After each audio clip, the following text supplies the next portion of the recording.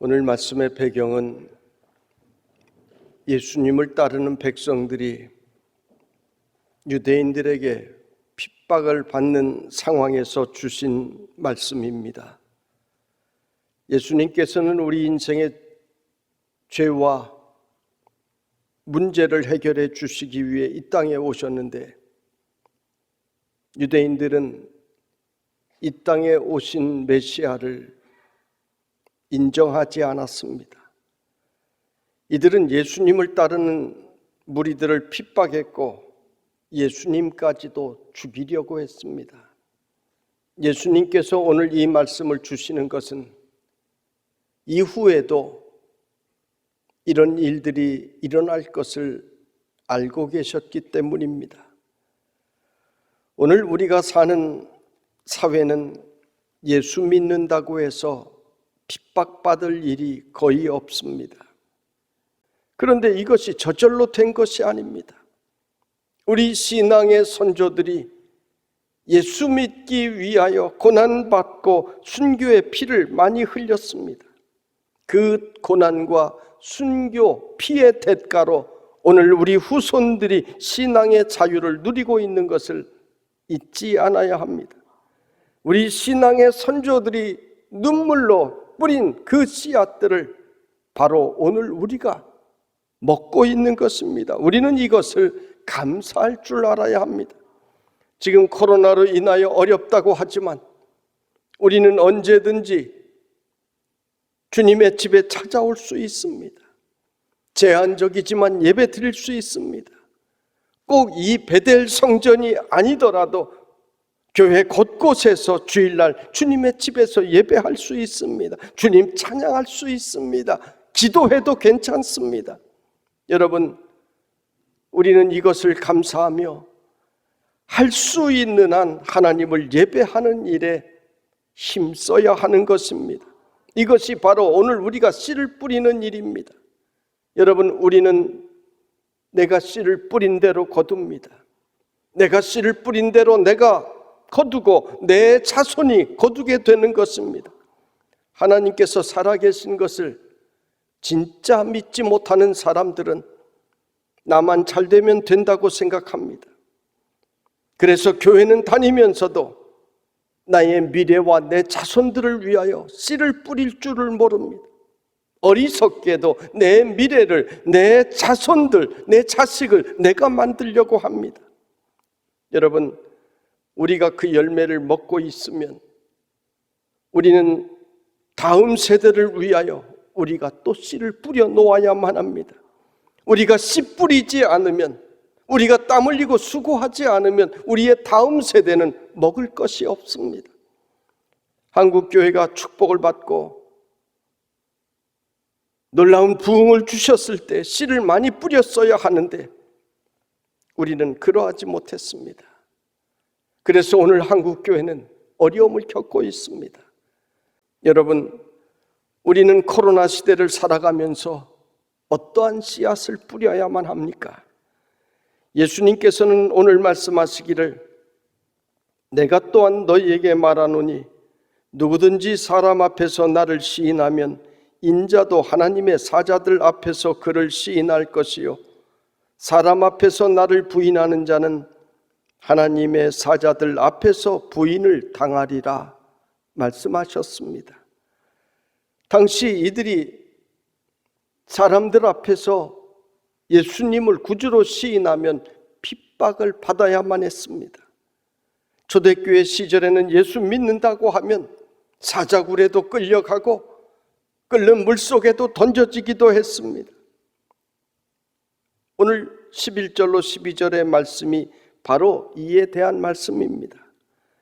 사람이 너희를 회당이나 위정자나 권세 있는 자 앞에 끌고 가거든 어떻게 무엇으로 대답하며 무엇으로 말할까 염려하지 말라. 마땅히 할 말을 성령이 곧 그때에 너희에게 가르치시리라. 이들은 성령님께서 힘주시는 대로 예수는 나의 구주라고 담대히 입으로 시인을 했습니다. 여러분, 기독교의 역사는 하나님을 나의 구원주로 시인한 역사입니다. 다니엘은 사자굴의 위협 앞에서, 불못불의 위협 앞에서도 나는 하나님을 믿노라고 시인을 했습니다. 에스더는 민족적 위기 앞에서 죽으면 죽으리라는 고백을 하고 그 신앙으로 목숨을 걸고 하나님을 시인했습니다. 여호수아와 갈렙은 하나님의 말씀을 믿고 가나안 땅은 우리가 차지할 것이라고 그들의 입으로 시인했습니다. 예수님께 나와 병고침을 입은 다수의 사람들은 예수님 앞에서 내가 믿나이다, 병 고쳐주실 것을 믿습니다, 입으로 시인했습니다. 백부장은 예수님께서 내 집에 오실 필요도 없습니다, 말씀만 하셔도 내 하인이 낫겠나이다, 입으로 분명히 시인했습니다. 시인한다는 말은 단순히 예수님께서 나의 구주가 되신다는 것을 넘어서 예수님의 말씀, 예수님의 그 약속, 예수님의 그 권능을 내가 믿습니다, 시인하는 것입니다. 여러분, 우리가 예수님을 시인할 때 놀라운 역사들이 일어나는 것입니다. 믿음의 기도가 무엇입니까? 내 입술로 주님의 놀라우신 그 권능을 시인하는 것입니다. 내가 구하는 것들 이루어 주실 줄로 믿습니다, 시인하는 것입니다. 예수님의 능력을 시인하는 믿음의 기도가 응답을 받게 되는 줄로 믿으시기를 바랍니다. 성경은 세례를 받고 구원을 얻으라고 우리에게 말씀합니다. 왜 세례를 받으면 구원을 받습니까? 그것은 세례는 예수님께서 나의 구주이심을 시인하는 사람만이 받을 수 있기 때문인 것입니다. 내가 예수님을 나의 구주로 시인하는 것, 여러분 쉽게 생각하지 마십시오. 그것은 바로 성령님께서 내게 주시는 마음인 것입니다. 성령님께서 예수님이 나의 구주라고 하는 마음을 주시면 그 다음에는 그것을 붙들고 믿어야 되는 것입니다. 그러면 구원을 받습니다. 로마서 10장 9절로 10절에 내가 만일 내 입으로 예수를 주로 시인하며 또 하나님께서 그를 죽은 자 가운데서 살리신 것을 내 마음에 믿으면 구원을 받으리라. 사람이 마음으로 믿어 의에 이르고 입으로 시인하여 구원에 이르느니라 말씀하셨습니다. 성도 여러분, 우리 예수님을 여러분의 입으로 날마다 시인하며 사는 성도들이 되시기를 바랍니다. 이 시간 한번 우리의 입술로 우리 예수님을 한번 시인해 보십시다. 따라서 예수님이 나의 구원주가 되심을 믿습니다. 예수님이 최고이십니다. 예수님 사랑합니다. 이 고백이 여러분 평생에 늘 쉬지 않기를 주님의 이름으로 축원합니다. 예수님을 오늘 우리가 시인한다라고 하는 것은 두 번째는 주의를 거룩히 지키는 것입니다. 하나님께서는 안식일을 기억하여 거룩히 지키라고 하셨습니다. 주일은 하나님의 날입니다. 이 날을 구별하여 지키라 하셨습니다. 하나님께서는 이 주일을 통하여 우리에게 안식을 주시고 우리에게 복을 주십니다. 그러므로 주일을 지킬 수 있는 것이 얼마나 큰 복인지를 깨닫고 감사하셔야 되는 것입니다.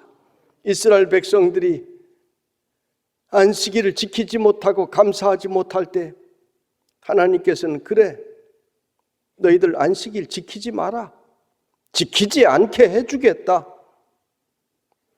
노하신 하나님께서는 이스라엘 백성들을 노예 생활하게 하셨습니다. 고향 땅을 떠나 노예로 끌려가 매를 맞으며 안식일도 없이 쉬지 못하고 일을 하게 된 이스라엘 백성들은 울면서 깨달았습니다. 안식일을 우리에게 주신 것이 얼마나 감사한 일인지를 깨달았습니다. 그리고 회개할 때 하나님께서는 다시 회복의 은총을 허락하여 주셨습니다. 오늘날 적지 않은 크리스찬들은 안식일의 감사를 잊어버렸습니다. 주님 앞에 나올 수 있는 것이, 안식일 지키는 것이 얼마나 큰 축복인지를 잊어버렸습니다. 돈 때문에 안식일을 잘 지키지 못합니다. 여러분, 안식일을 지킨다는 것은 돈보다 하나님께서 더 크신 분임을 내가 시인하는 것입니다. 직장보다 하나님이 더 큰 분이심을 시인하는 것입니다. 세상 친구들보다 하나님이 더 좋으신 분이심을 시인하는 것입니다. 코로나19보다 하나님께서 더 힘이 있으신 분이심을 내가 시인하는 것입니다. 여러분, 내 평생에 이 세상 사는 동안 주일 지키며 살 수 있게 달라고 기도하시기를 바랍니다. 이것이 최고의 복입니다.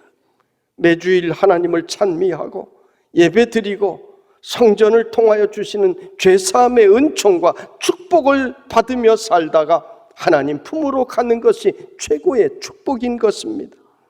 저는 연세 드신 분들이 기도받으러 올 때 세상을 떠나는 마지막 주일까지 주일 지키고 예배 드리고 가게 해달라고 축복 기도합니다. 여러분, 마지막 주일까지 주일 지키고 세상 떠나려면 건강의 복도 크게 받아야 합니다. 사고 없이 세상 떠나야 합니다. 영적으로도 풍성해야 되는 것입니다.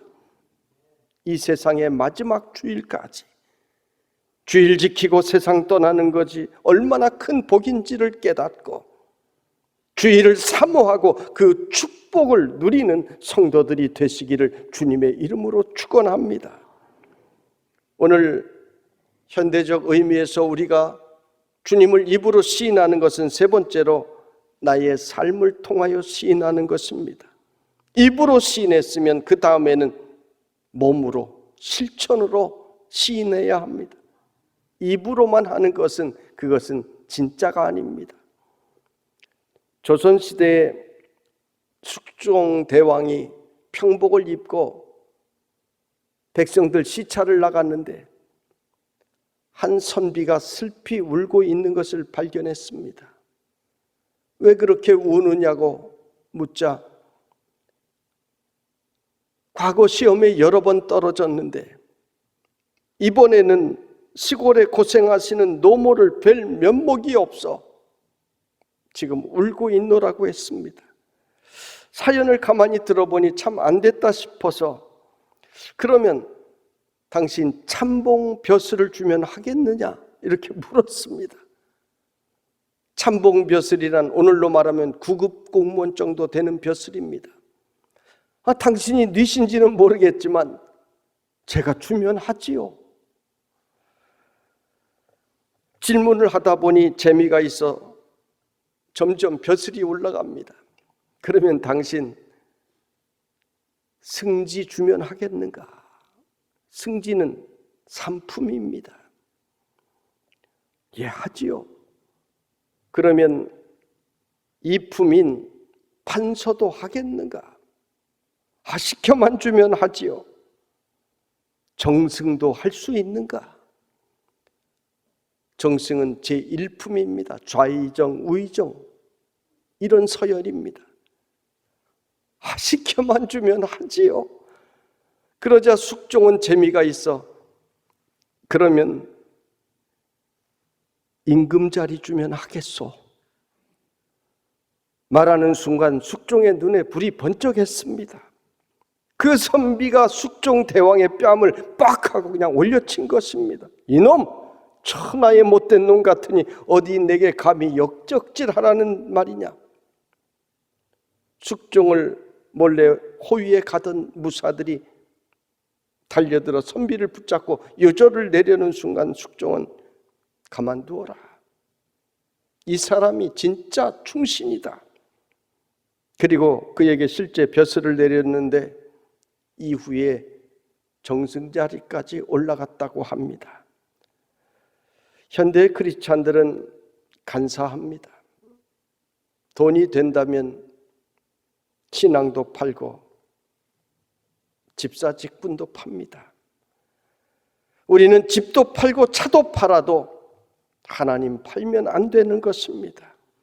하나님 팔라고 유혹할 때 그 뺨을 올려치는 결단이 있을 때 하나님께서는 그런 사람을 귀하게 여겨주실 줄로 믿습니다. 오늘 우리가 예수를 주로 시인하는 것은 네 번째로 내가 믿는 이 좋은 예수님을 자랑하는 것입니다. 우리는 내 회사가 좋으면 어디 가든지 회사 자랑합니다. 공장에서 상품을 만들어내는데 내 상품 공장에서는 최고라고 자랑합니다.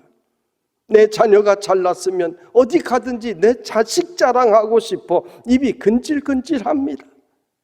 그런데 여러분, 이 세상에서 제일 좋은 우리 하나님, 나를 위해 목숨까지 내어주신 우리 주님을 우리는 자랑하며 살아야 되는 것입니다. 우리가 주님을 자랑하기 위해서는 먼저 선결되어야 할 것이 있습니다. 그것은 내가 자랑할 만한 사람이 되어야 한다는 말입니다. 제가 어릴 때부터 많이 들은 말인데, 청주에 아는 어느 교장 선생님의 두 아들이 있는데 둘 다 전교 1등을 합니다. 쉬지 않고 학생들이 어릴 때부터, 초등학교 때부터 밤을 새워서 공부를 합니다. 왜 그렇게 공부를 열심히 하느냐고 물었더니 우리 아버지가 교장 선생님인 것을 다 아는데, 그 당시는 청주가 굉장히 좁은 도시입니다. 우리가 공부 못하면 아버지 얼굴이 뭐가 되겠습니까? 그래서 공부를 열심히 한다는 것입니다. 어렸을 때부터 철이 들었습니다. 그렇습니다. 여러분, 우리가 하나님 자녀인 것을 세상 모든 사람이 아는데 우리가 잘못 살아서 되겠느냐 하는 것입니다. 그래서 크리스찬은 열심히 살아야 되는 것입니다.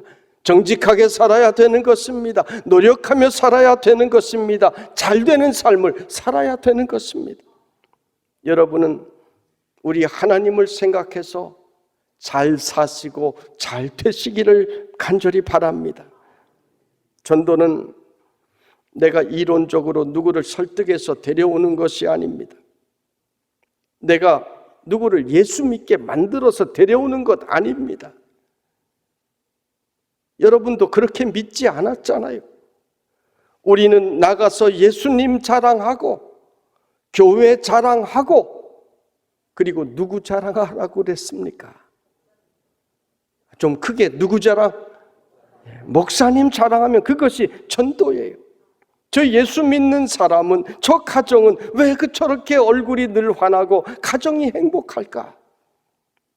그 비결이 무엇일까 할 때 내가 믿는 예수님을 이웃에게 자랑하면 되는 것입니다. 내가 그러기 때문에 그런 삶을 살아야 되는 것입니다.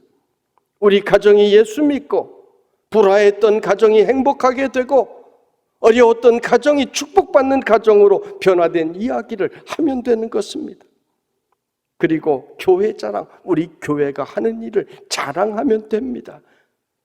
우리 교회 자랑거리가 얼마나 많습니까? 우리나라에 우리 교회처럼 멋진 스카이라운지 식당 가진 교회는 제가 보기에 아직 한 번도 못 봤습니다. 넓은 카페, 아름다운 행복을 파는 가게, 교회마다 많은 사업을 하지만 우리 교회는 그 모든 수익금을 모두 어려운 이웃을 위해서 사용합니다. 우리 교회가 섬기는 일들이 얼마나 많습니까? 자랑할 건 많습니다. 그리고 누구 자랑하라고요? 좀 더 크게. 여러분, 목사님 자랑 하도 하면은요, 도대체 그 목사가 누군가? 세상 사람들이 궁금해서 구경 오게 되는 것입니다. 그러면 그 다음에는 성령님께서 역사해 주시는 것입니다. 말씀을 들을 때 그 말씀이 그 마음속에 들어가 믿음이 자라나게 되는 것입니다. 그래서 집사도 되고 권사도 되고 장로도 되고 여러분이 그렇게 되지 않았습니까? 이 모든 것이 예수님을 시인하는 데서부터 시작하는 것입니다. 마지막으로 주님을 시인하면 놀라운 약속이 있습니다. 우리가 주님을 사람들 앞에서 시인하면 우리 주님께서도 하나님의 사자들 앞에서 우리를 시인해 주신다라고 하셨습니다. 그러나 사람들 앞에서 우리가 주님을 부인하면 하나님의 사자들 앞에서 주님께서도 부인하시겠다 하셨습니다. 너 모른다. 얼마나 놀라운 말씀입니까? 우리가 좀 모자라도, 우리가 좀 헌신이 부족했어도, 우리가 실수하고 죄를 지었어도 주님을 시인하면서 살아갈 때 그날의 천국문에 서신 우리 주님께서 내 자녀라고 우리를 시인해 주신다라고 하는 은혜의 약속이신 것입니다. 10절에 누구든지 말로 인자를 거역하면 사하심을 받으려니와 성령을 모독하는 자는 사하심을 받지 못하리라. 좀 난해한 말씀이 있습니다. 우리가 주님을 나의 구주로 시인하더라도 주님의 말씀을 다 순종할 수 없습니다. 베드로도 마음이 연약하여 주님을 부인했습니다. 저주까지 하며 부인했습니다. 여러분, 우리 주님께서는 우리 인생의 연약함을 너무 잘 아십니다. 그래서 우리의 부족함을 아시기 때문에 우리 인생을 살아가며 지은 죄들 용서해 주시겠다라고 하는 말씀입니다. 그런데 성경은 용서받지 못할 죄라고 하시며 분명히 기록하신 말씀이 있습니다. 성령을 모독하는 죄입니다. 마태복음 12장에서도 다른 죄는 사하심을 얻되 성령 회방죄는 이 세상과 오는 세상에서 사하심을 얻지 못하느니라 말씀하셨습니다. 성경이 기록한 용서받지 못하는 죄입니다. 여러분, 성령을 모독하는 죄란 먼저 내적으로 성령님의 초청을 거절하는 죄입니다. 죄를 버리고 돌아오라고 성령님께서 계속 감동을 주시는데, 그러면 내 입으로 시인하고 믿어야 되는데 성령님께서 역사하시는 것을 거절하는 죄입니다. 그래서 구원받지 못한다는 것입니다. 그리고 용서받지 못하는 죄는 더 나아가서 성령 회방죄란 복음을 방해하는 죄입니다. 성령님은 온 세상이 구원 얻는 것을 원하십니다. 교회를 세우시고 교회마다 일꾼 세우시고 주의 종을 세우시고 복음이 온 땅에 전파되게 하십니다. 그런데 복음을 방해하는 이 성령 회방죄는 밖에도 있지만 안에도 있습니다. 오늘날 한국 교회 문제는 안에서 수많은 분쟁이 일어나고 성도 간의 갈등을 일으키고 부흥해야 할 일을 가로막고 이런 성령 회방죄를 안에서 범하고 있는 것이 너무 많다는 것입니다. 복음 전파를 방해하는 것은 하나님의 뜻을 방해하는 것이요, 마귀를 따르는 죄요, 가장 무서운 죄로 용서받지 못할 죄인 것입니다. 성도 여러분, 우리 도림교회는 성령님이 인도하시는 대로 따라가는 교회가 되기를 간절히 원합니다. 우리 교회는 성령님이 가장 기뻐하시는 교회가 되기를 원합니다. 우리 교회는 성령님의 역사가 불같이 일어나는 교회가 되기를 원합니다. 그래서 이 코로나 시대에도 코로나를 이기고 새롭게 부흥하는 우리 교회가 될 수 있기를, 영혼 구원하는 교회가 될 수 있기를 주님의 이름으로 축원합니다.